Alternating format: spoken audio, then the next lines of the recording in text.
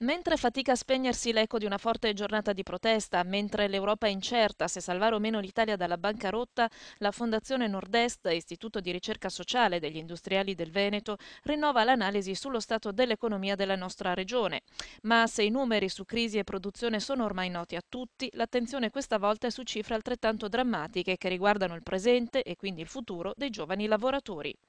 Innanzitutto il tasso di disoccupazione, che in Veneto per gli under 30 nel 2010 è stato dell'11,6%, con un tasso di occupazione reale che riguarda però solo un rimanente 45%. Vale a dire che su 10 giovani in Veneto uno è senza lavoro, 4,5 lo stanno cercando e solo 4,5 lavorano veramente. Di questi ultimi solo la metà ha un contratto a tempo indeterminato, gli altri devono accontentarsi dei cosiddetti contratti atipici che però escludono dal circuito dei servizi e del welfare.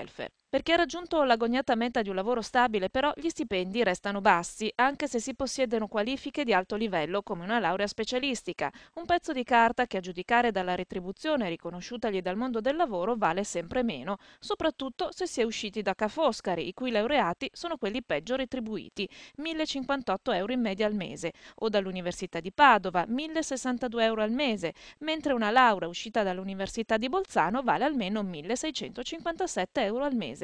Possibilità di carriera poche, anche perché chi assume, sottolinea la Fondazione Nord-Est, non lo fa certo vagliando i curricula più interessanti, ma si affida piuttosto alla conoscenza diretta, bloccando di fatto l'accessibilità al lavoro e assieme a questa il ricambio generazionale. Intanto il mercato occupazionale invecchia, generando pensionati che impegnano solo in Veneto quasi 19 miliardi all'anno, decine di migliaia sopra i 3.000 euro al mese. Sarà forse per questo che ogni anno 50.000 giovani scelgono l'estero e non l'Italia per investire sul proprio futuro?